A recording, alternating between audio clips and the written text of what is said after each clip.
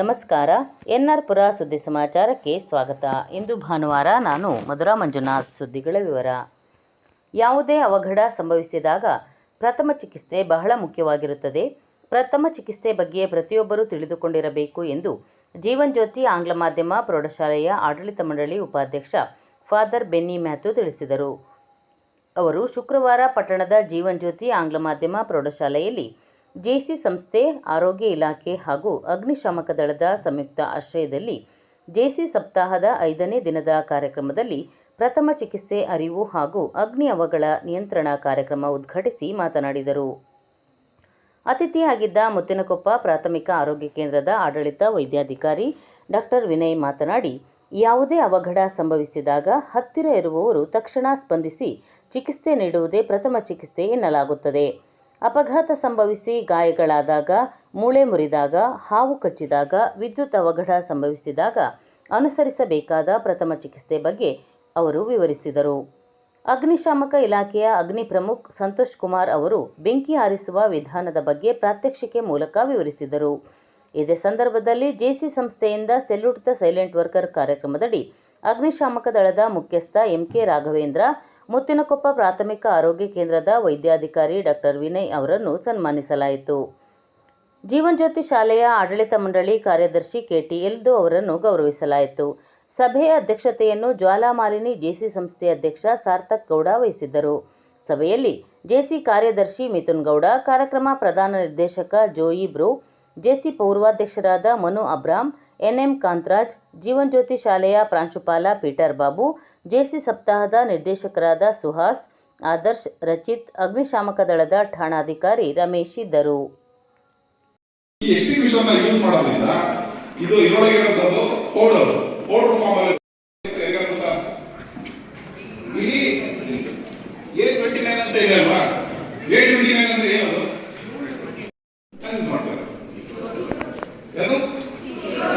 CO2 use ಮಾಡ್ತೀರಾ, copper ಇರುತ್ತೆ, ಹೌದಲ್ವಾ? ಅದು ಕೂಡ ಕ್ಲಾಸಿಫಿಕೇಶನ್ ಆಫ್ ಡಿ ಅಂತ ಬರುತ್ತೆ. ಈ ಫಸ್ಟ್ ಕ್ಲಾಸಿಫಿಕೇಶನ್ ಆಫ್ ಎ ಅಂತ ತಿಳ್ಕೊಳ್ಳೋಣ. ಉಳಿದ ಬೂದಿ ಆಗುವಂತ ಗಿಡಗಳಿಗೆ ಏನ್ ಹಾಕ್ಬೋದು? ಕಣ್ಣು ನೀರು ಹಾಕ್ಬೋದು. ಕ್ಲಾಸಿಫಿಕೇಶನ್ ಸೀಗುವಾನಿಯ ಅನಾಥಾಶ್ರಮಕ್ಕೆ ಮುಂದಿನ ದಿನಗಳಲ್ಲಿ ಸಂಘ ಸಂಸ್ಥೆಗಳಿಂದ ಹಾಗೂ ವೈಯಕ್ತಿಕವಾಗಿಯೂ ಇನ್ನಷ್ಟು ಸಹಾಯ ನೀಡಲಾಗುವುದು ಎಂದು ಜ್ವಾಲಾಮಾಲಿನಿ ಜೆಸಿ ಸಂಸ್ಥೆಯ ನಿಕಟಪೂರ್ವ ಅಧ್ಯಕ್ಷ ಎಂಪಿ ಮನು ತಿಳಿಸಿದರು. ಅವರು ಶನಿವಾರ ಸೀಗುವಾನಿಯ ಏದೆನ್ ಸಂಜೀವಿನಿ ಚಾರಿಟಬಲ್ ಟ್ರಸ್ಟ್ ಅನಾಥಾಶ್ರಮದಲ್ಲಿ ಜ್ವಾಲಾಮಾಲಿನಿ ಜೆಸಿ ಸಂಸ್ಥೆಯ ವತಿಯಿಂದ ಅಕ್ಕಿ, ಬೇಳೆ, ತೆಂಗಿನಕಾಯಿ, ತರಕಾರಿಯ ಆಹಾರ ಕಿಟ್ ವಿತರಿಸುವ ಕಾರ್ಯಕ್ರಮದಲ್ಲಿ ಮಾತನಾಡಿದರು. ಅನಾಥಾಶ್ರಮದಲ್ಲಿರುವವರು ನಮ್ಮ ಅಣ್ಣ ತಮ್ಮಂದಿರದ್ದಂತೆ. ನೀವು ಅನಾಥರಲ್ಲ, ನಿಮ್ಮೊಂದಿಗೆ ನಾವು ಇದ್ದೇವೆ. ಇದೊಂದು ಸಣ್ಣ ಸಹಾಯವಾಗಿದೆ ಎಂದರು. ಅನಾಥಾಶ್ರಮದ ಮುಖ್ಯಸ್ಥ ಪಿ ಲಿಜೇಶ್ ಮಾತನಾಡಿ, ನಮ್ಮ ಅನಾಥಾಶ್ರಮದಲ್ಲಿ 46 ಅನಾಥರಿದ್ದಾರೆ. ಜೆಸಿ ಸಂಸ್ಥೆ ಆಹಾರ ಕಿಟ್ ನೀಡಿರುವುದಕ್ಕೆ ತುಂಬ ಸಂತೋಷವಾಗಿದೆ. ದಾನಿಗಳು ನಮ್ಮ ಅನಾಥಾಶ್ರಮಕ್ಕೆ ಯಾವುದೇ ವಸ್ತು, ಧನ ಸಹಾಯ ಮಾಡಿದರೆ ತೆಗೆದುಕೊಳ್ಳುತ್ತೇವೆ ಎಂದರು. ಈ ಸಂದರ್ಭದಲ್ಲಿ ಜ್ವಾಲಾಮಾಲಿನಿ ಜೆಸಿ ಸಂಸ್ಥೆ ಅಧ್ಯಕ್ಷ ಸಾರ್ಥಕ್ ಗೌಡ, ಕಾರ್ಯದರ್ಶಿ ಮಿಥುನ್ ಗೌಡ, ಕಾರ್ಯಕ್ರಮದ ಆಯೋಜಕ ಡಿಆರ್ ಲಿಖಿತ್, ಜೆಸಿ ಸಪ್ತಾಹದ ಪ್ರಧಾನ ನಿರ್ದೇಶಕ ಜೋಯಿ ಬ್ರೋ, ಜೆಸಿ ಸದಸ್ಯರಾದ ಆದರ್ಶ್, ಪವನ್ಕರ್, ಪ್ರೀತಮ್, ವಿನೋದ್ ಗೌಡ, ವಿನಯ್, ಉದಯ್ ಗಿಲ್ಲಿ ಮತ್ತಿತರರು ಇದ್ದರು. ಪದಾಧಿಕಾರಿಗಳೇ ಹಾಗೂ ನಿಜವಾಗ್ಲೂ ಒಂದು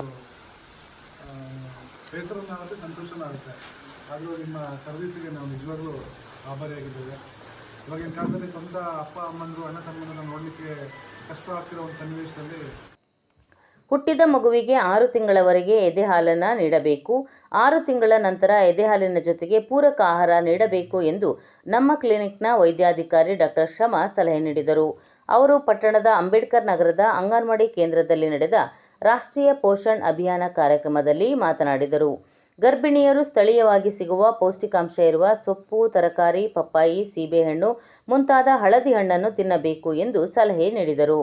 ಪಟ್ಟಣ ಪಂಚಾಯಿತಿ ಅಧ್ಯಕ್ಷೆ ಜುಬೇದಾ ಉದ್ಘಾಟಿಸಿ ಮಾತನಾಡಿ, ಅಂಗನವಾಡಿಯಲ್ಲಿ ಮಕ್ಕಳ ಆರೋಗ್ಯ ಹಾಗೂ ಶಿಕ್ಷಣಕ್ಕೆ ಸಂಬಂಧಿಸಿದಂತೆ ಹಲವಾರು ಕಾರ್ಯಕ್ರಮ ನಡೆಯುತ್ತಿದ್ದು, ಗರ್ಭಿಣಿಯರು, ಬಾಣಂತಿಯರು ಇದನ್ನು ಉಪಯೋಗಿಸಿಕೊಳ್ಳಬೇಕು ಎಂದು ಕರೆ ನೀಡಿದರು.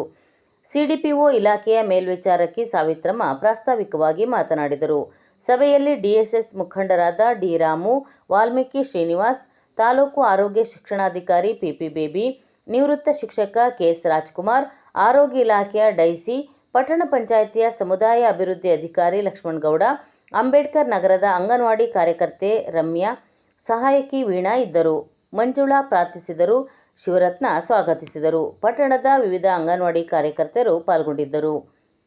1000 ಡೇಸ್ ಅಂತ ಬಂದರೆ ಒಂದು ಹೆಣ್ಣು ಗರ್ಭಿಣಿ ಕನ್ಸೀವ್ ಆಗೋದ್ರಿಂದ 1000 ಡೇಸ್ ಮೊದಲಿಂದ ಸೆಕೆಂಡ್ ಬರ್ಡೇ, ಎರಡನೇ ಹುಟ್ಟುಹಬ್ಬ, ಅಲ್ಲಿಂದ ಕನ್ಸೀವ್ ಆಗೋದ್ರಿಂದ ಸೆಕೆಂಡ್ ಬರ್ಡೇಗೆ ಅದು 1000 ದಿನ ಆಗುತ್ತೆ.